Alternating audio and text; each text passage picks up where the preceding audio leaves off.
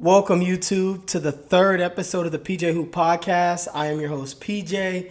And on today's episode, I'm going to be going over quite a few things, actually. One is some of the players that ended up signing big extensions this offseason so far. I'm also going to be giving some shout out to some high school players that I've noticed have been hooping over the last 2 weeks. There have been some pretty big tournaments going on around high school basketball, so I'm going to touch on a couple players in that tournament. Also, I'm going to talk about NBA Summer League.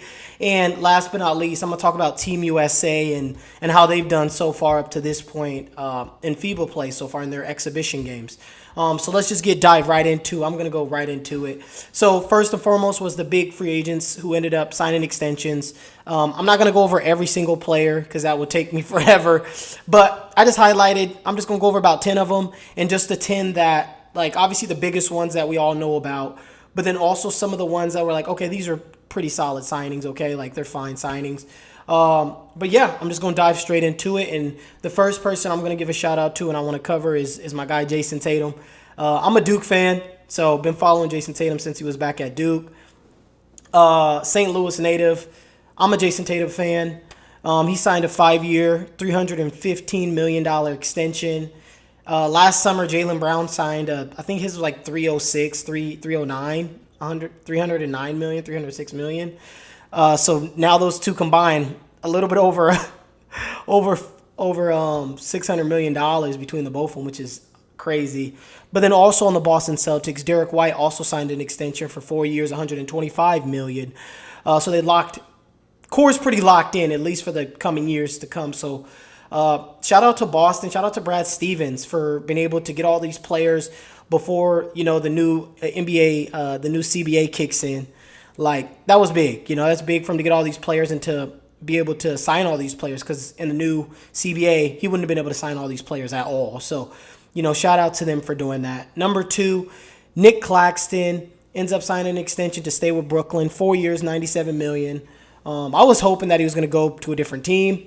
He ends up staying in Brooklyn, and good for Brooklyn to lock up their center. Or I think Nick Claxton should be a power forward, but he plays center, so good for them locking him up. Number 3 was OG Anunoby, extending with the Knicks. The Knicks obviously have had a big offseason, getting Mikal Bridges, and they ended up locking in OG. I remember I seen some things were saying OG may or may not come back. He ends up signing for 5 years, $212 million. Hopefully that ages well, because we all know OG has injury history, so we'll see how that ages. The next one is Paul George, signs for 4 years, $211 million with the Philadelphia 76ers. Again, another contract. I hope that ages well. Paul George is a little older. He's on the older side, for sure, on the back end of his prime. Coming off a season where I believe last year he played 74 games, 72 games. He played quite a bit of games last year. So hopefully he can duplicate that in Philly. Later on, in my future episodes, we'll dive more into all the teams and lineups and stuff. But Paul George signs with Philadelphia, number 4. Number 5, I think obviously to me, the most important one, the biggest one, is LeBron signing his 2 years. He extended for 2 years, and he has a player option on the second year. I've been telling my friends and my little brother that I believe that not this year, but next year, I think it's going to be his last year. The NBA All-Star Game is in Inglewood at the new Intuit Dome next February, 2026 in February. This upcoming year, I believe it's in Golden State, but the following year, it's going to be in pretty much LA, So I think LeBron's going to want that farewell tour around those fans in LA, and getting all, celebrities and everybody coming to town to watch LeBron. And let's be real, the Clippers, how good are they really going to be this year and next year? They're going to need somebody to draw them, some attention to their new dome. So I think LeBron's setting himself up to play this year, and I think next year's going to be his last year, and that's it. Unless Bryce somehow, shoots up in the rankings. But other than that, I think LeBron's last year is next year, and I plan on being in the building for that All-Star game to salute Bron, because I think it's going to be insane. So that's the biggest one to me on this list that nobody's really talking about. Number 6, Isaiah Hartenstein. Obviously, OKC needed a center. They get him for 3 years, $87 million. I seen some things that said Hartenstein was willing to sign with the Knicks and take less with the Knicks, but he ends up going with OKC, getting his money. I really hope that, I really hope that him being an OKC, I hope he's able to duplicate what he did with the Knicks. I hope he wasn't just a system player like being with Tibbs. Hartenstein, to me, very scrappy player. I really like him with this OKC team. I really do. And they got him right in the midst of his prime. I like it a lot. Number 7, Contavious Caldwell-Pope, leaving Denver, going to the Magic, signing for 3 years, $66 million. I thought this was a really good signing for the Magic. People say, oh, the Magic needs more shooting. Well, they have Caleb Houston. They have Jett Howard, players they don't play. So I don't know if they necessarily needed shooting, but I guess a more veteran presence in shooting. Yeah, but if it was me, I would for sure this season give Caleb Houston some run. Let Jett Howard, allow them to touch the floor a little bit, because I think those players can help. Really, Caleb Houston's a sniper. He got a jumper. So I expect his role to be larger this upcoming season. But I thought that was a good signing by the Magic. Personally, I would have liked to have seen the Magic bring in... Actually, KCP's fine, but I would have preferred like a Klay Thompson. For them, I think would have been more ideal. Or Paul George. I would have really liked Paul George for the Magic. But KCP's, I think he'll do. And he'll bring some veteran presence and teach these young fellas how to win. So I like that signing for the Magic. Number 8, obviously we all know Klay Thompson going to Dallas. Signed for 3 years, $50 million. It's going to be interesting. Klay Thompson's going to run the 3, which in today's NBA, I think he'll be fine. But it's going to be interesting. I believe Klay Thompson's one of those players that he's out to prove something. So I expect him to have a big year coming up this year. He's obviously going to be the one that's going to have to guard the other team's best players.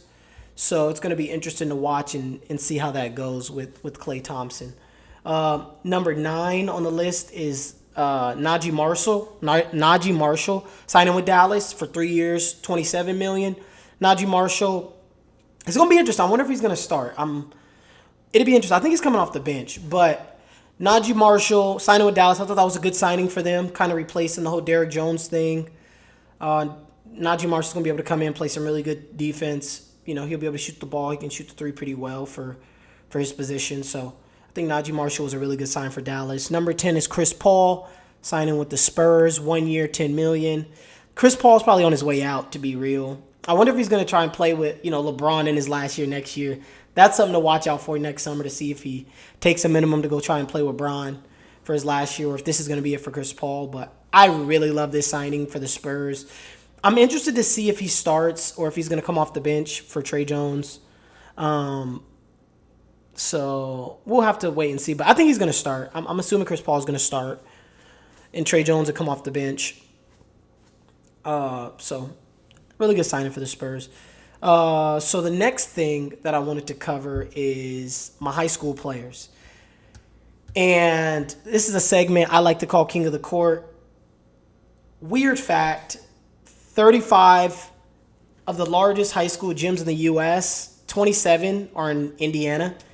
Indiana is, it's basketball country, but I just thought that was a really interesting fact that I ended up reading up on and seeing. But I want to start off with my shout-outs. My biggest shout-out, my biggest surpriser this summer is Kiyan Anthony, Carmelo's son. He's been in media, he's been interviewing players and stuff, but also hooping. This dude's been hooping. He's rated 41st in his draft class. He's in 2025 draft class. He's 41st.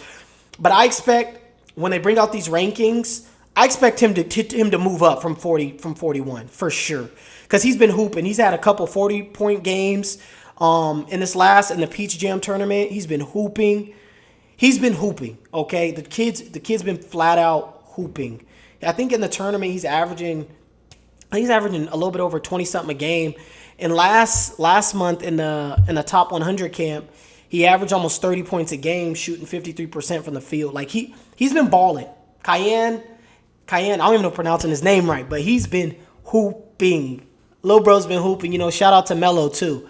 It's crazy because when Carmelo played for the Blazers, I literally saw these dudes at Walgreens. So it's like I don't know. It's just crazy, man. Small world. But yeah, shout out to Kyan Anthony. And the next person I want to give a shout out to is actually a female hooper. Her name's Aaliyah Chavez, hooping. If you haven't seen Aaliyah Chavez and you're interested in watching women's basketball, I would check her out. She's the number one rated player in her class. She's been hooping during their tournament, during the Adidas tournament with her team. The girl got game. She's really shifty with the ball. I would check her out. Like I said, I just found out who she was in the last few weeks. I was like, who is this? But I came across a video, I watched it, and she's shifty. Very, very shifty. I would check her out. Also, her teammate actually, she also was playing against this girl in this game where she played against this other girl. She had 36 in the game. But this girl on the other team, her name is Jalea Davis.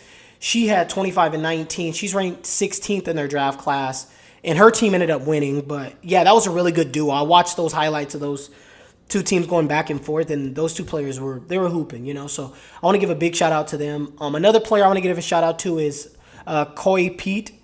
He's the number 4 rated kid in the class of 2025, I believe, or 26. I forgot, but he's number 4 ranked player. He was hooping. He's been hooping also during the Adidas Circuit tournament, which for any of you who don't follow high school basketball, that's like one of the biggest tournaments. That and then Peach Jam. Those are like the two of the biggest tournaments for high schoolers. So somebody's balling in those tournaments. It screams. But he was hooping. He played for the Compton Magic. In their game, he had 29 and 11. Their team won. So I was watching his highlights, and he was hooping. He's been hooping. So watch out for him coming up. Another player I want to give a shout-out to, another NBA player son I want to give a shout-out to is Elijah Arenas. He's been hooping for a couple years now. I've been on Elijah for a couple years now. He's the number 4 rated kid in class of 2026. He's been hooping. I mean, I know over the year, I remember last season, people were questioning him because he was playing down in comp, they were saying. But the talent was there. You could just watch, and over this summer against comp, he hasn't slowed down. He's been the same. And he's gotten actually a lot better, which is crazy because he's already the rated number 4 in his class. So I wanted to give a shout-out to Elijah. Another player I want to give a shout-out to is who I seen his name on the list. Don't get me wrong. I seen his name on the list, but I wasn't really following him. But now, this season, this upcoming year, I'm going to be following him heavy. His name is Darian Peterson. He's a number 3 rated player in the class of 25. He's a shooting guard. The kid just won the offense and defensive MVP for the Adidas Circuit tournament, and he was averaging 28 points, 7 rebounds, 5 assists, 4 steals, and 3 blocks. He was hooping. One of his games, he was playing against Elijah Arenas, and I think he had 33 or something. He was hooping. I was watching his highlights too, but that's a kid, if you don't know who that is, he's somebody to watch out for. I believe he just released his top 5 schools that he's considering. So that's a kid to watch. That's a kid I've been keeping up with over the last few weeks is Darren Peterson. Flat out balling, dominating the tournament. And the other 2 players that I want to give a shout out to, the number 1 rated players in both of their class, respectfully. Number 1 rated kid in class of 2025, AJ DeBonsa. And number 1 rated kid in class of 2026, Tyron Stokes. They both combined for 46 points and a 23-point win in the opener in the Peach Jam last week at the end this past weekend.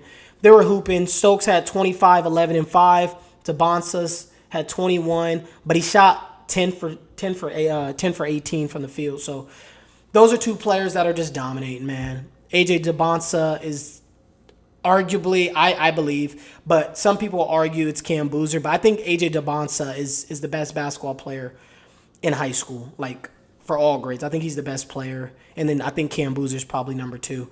But yeah, shout out to all the high school kids that literally have been balling this summer.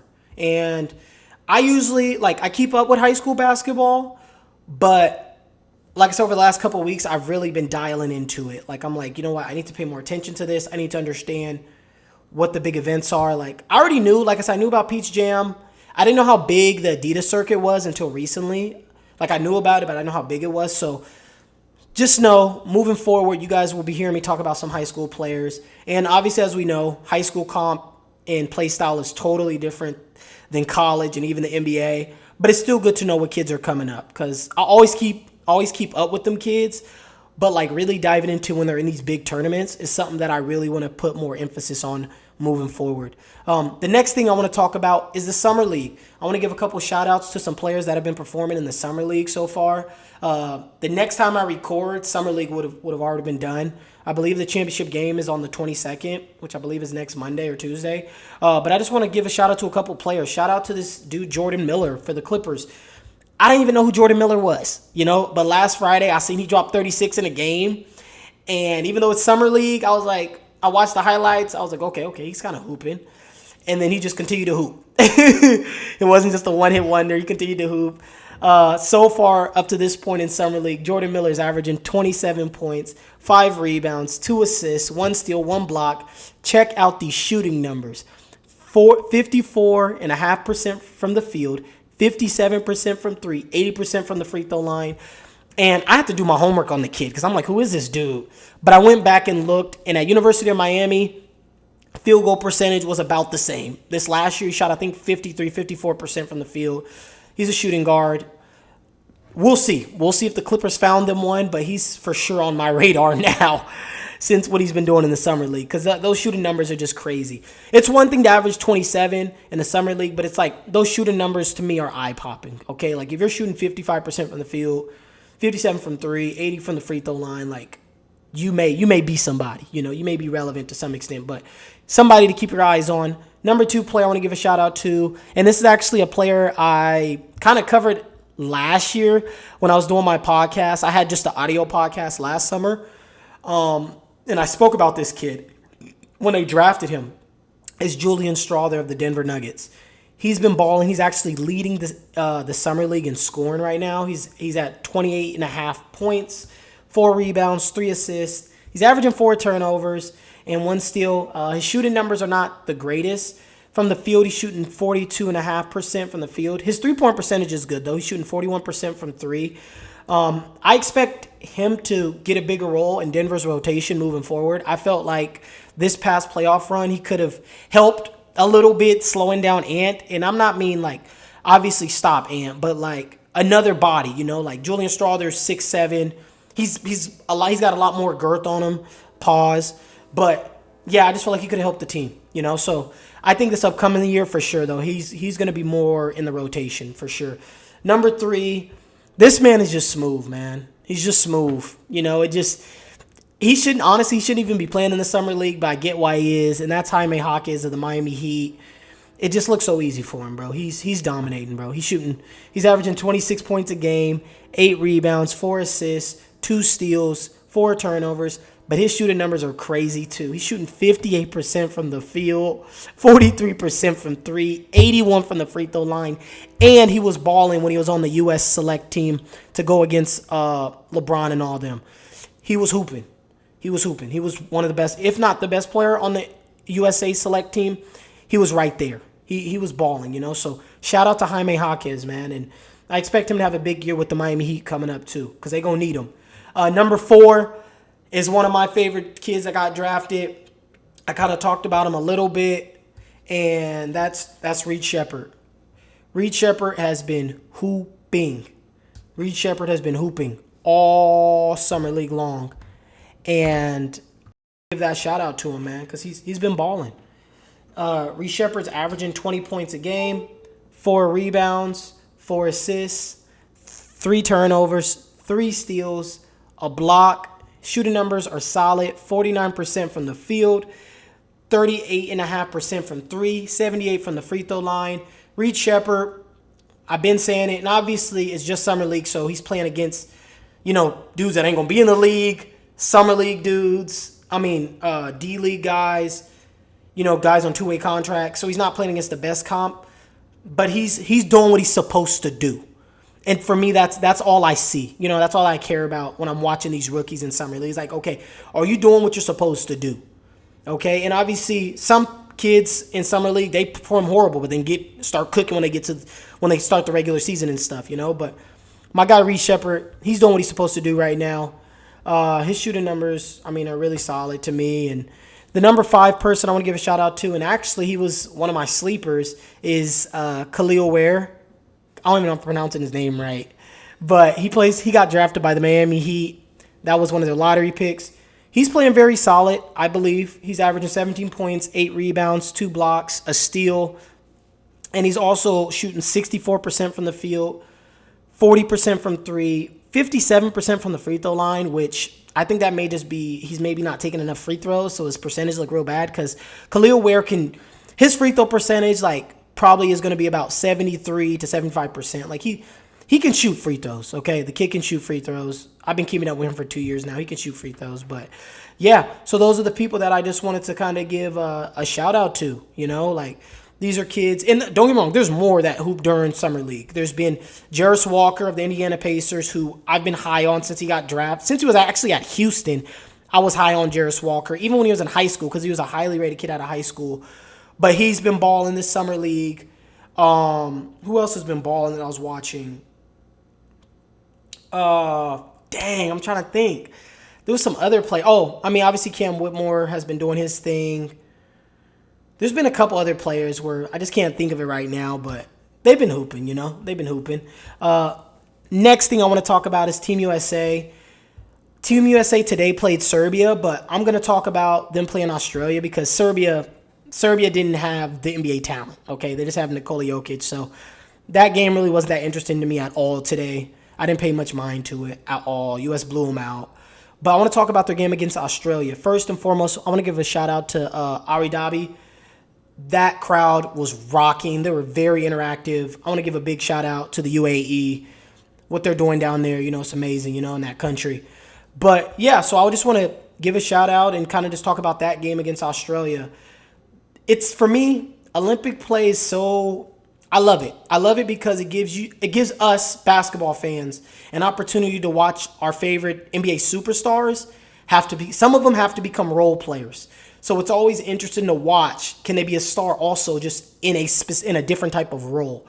So that's why I really love Olympic basketball, but also it also gives the role players an opportunity to play for their native countries to become superstars. So it's you get the best of both worlds. So I'm really looking forward to the Olympics. And yeah, obviously the U.S. our favorite to win gold, of course, this time around.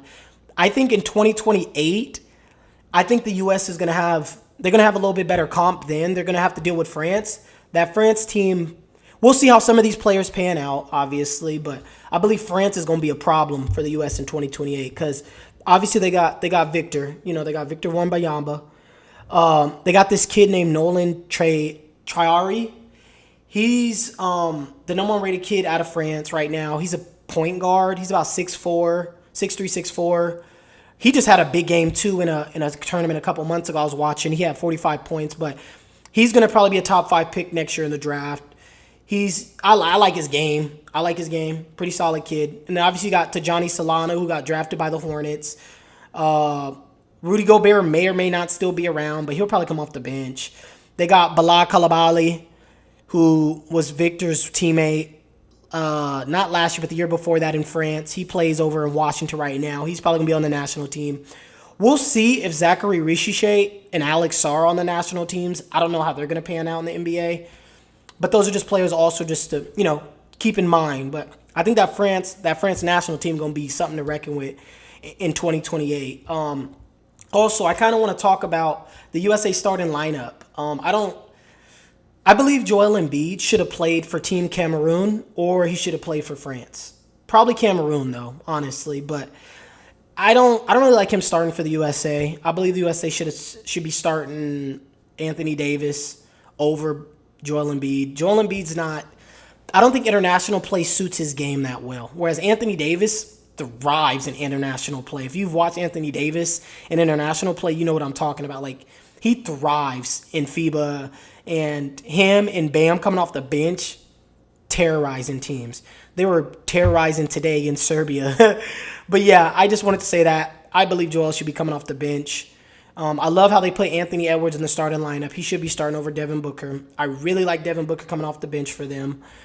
I think that suits him a little bit better because he come off the bench and just be, the sixth man off the bench and just focus on scoring, getting buckets because that's what Book does great. And I'm a big Booker fan. I'm a big Ant fan too, but I like Ant in the starting lineup with Curry, with LeBron. Hopefully when KD gets healthy with KD and then AD is what I would like, ideally. But until KD come back, Tatum is fine to start. I'm all for that. Also, I want to give a shout out to Josh Giddey. Everybody was slandering that trade with OKC, saying the Bulls got fleeced. In a sense, they did get fleeced because honestly, I think they should have taken at least 2 first-round picks from OKC. So in that aspect, they got fleeced. But Josh Giddey, the player, I think is going to be able to thrive in Chicago. And I think this FIBA run with Australia is going to be huge for him because it's going to allow him, one, to play internationally. So he's going to play all different types of players and deal with different play styles. But also he's the starting point guard for an international team, So the burden and the weight and the pressure is going to be larger than whatever Chicago is going to have for him. You know what I'm saying? Like, imagine you have a whole country, the weight of the whole country is on your shoulders. So Josh Giddey is somebody that I'm going to be paying attention to because he was balling against the U.S. He had 17, 8, and 7, and he shot pretty well. I mean, he shot okay. He shot 7 for 18 from the field, 0 for 1 from 3, but he stayed in his game. He didn't shoot a bunch of threes. But he had some beautiful dimes. And so Josh Giddey, somebody I'm going to be watching for this Olympic run for Team Australia.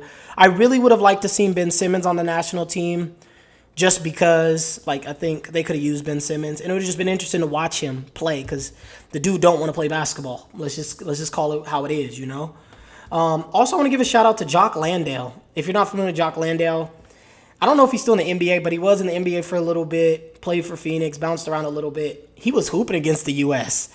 He had 20 points, 7 rebounds, 6 assists. He shot 9 from 7 from the field. He was giving them work. He was giving them work for a little bit. So I just wanted to give a shout-out to him too. But yeah, the U.S. team, we'll see what they're going to be able to do during this USA tournament run. I'm really looking forward to it. Like I said, I think it's going to be good to watch, LeBron and them play and dominate. I expect them to win the gold. I think runner-up, probably going to be Team Canada. I would say Team Canada is probably going to be second. Third, maybe Germany. Maybe be my third team that I would probably say. France is going to be, but France don't got the guard play right now. They ain't got the guards. But I would probably say Germany maybe number 3. I think Germany. Australia is going to be a hard out because they got a lot of NBA players, former NBA players, so they're going to be a hard out. But yeah, I'm really looking towards FIBA, and I just want to thank you for tuning into this episode of the PJ Hoop Podcast. Again, I'm your host PJ, and I'll see you guys in the next episode. The next episode, I plan on speaking on. I kind of venture out and I kind of look forward, like I'm a forward thinker.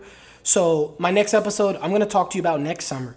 I'm going to get you prepared to kind of look out. Because for me, and I always do this every summer, I'll get on the phone, I'll talk to my brother about it. I'm like, hey, these are players you need to look at who may be extension eligible. These are players who are going into free agency. Because that's going to also play a factor into the NBA storyline this upcoming season. So next episode, I'm going to pick 5 players. I'm going to go over who's going to be extension eligible next summer and who's also on a 1-year deal who's going to be a free agent next summer. Because I'm going to just throw a name out there right now. Lauri Markkanen is a free agent next summer. So Utah got to decide if they're going to extend him, if they're going to trade him, and whoever's trading for him, I would not give up no 4 or 5 first-round picks for Lauri Markkanen. Heck no. At max, I'm giving up 3. At max. But I wouldn't even want to do that, honestly. But we'll see what happens. I see Golden State wants him, but Utah's asking for a lot. But yeah, so that's one player. See, it's like stuff like that. It's like, okay, and a lot of people don't know that. Maybe some do, but a lot of people don't know that he's going to be a free agent next summer. So something's going to happen with him because obviously they're going to have to pay Keontae George soon, eventually, and within the next 2 years. They're going to have to pay probably Taylor Hendricks in a couple years. They got to figure out what they're going to do with Walker Kessler if they want to pay him. They got to figure out if they want to pay Colin Sexton. So, again, I'm going to cover more of that next episode because I was about to go on a tangent right now. But that's all I'm going to talk about. Another thing I'm going to talk about next episode is kind of just prepare you a little bit for next season. I'm going to talk about all 30 NBA teams, give you a brief view of my opinion of each team. I'm going to tell you if this team is a contender. And what I mean by a contender is not just a championship contender. We're talking championship contender, playoff contender, and play-in contender. And then also I'm going to talk about teams that are rebuilding. I'm going to also talk about teams that are in construction where they got to determine if they want to become a contending team or if they're going to strip it down, become a rebuilding team. I'm going to cover all 30 teams. And by the next time I record, I may even talk about more of what's going on in FIBA play and maybe some more high school. But again, I want to thank you for checking out this episode of the PJ Hoop Podcast. Again, I'm your host, PJ, and PJ out.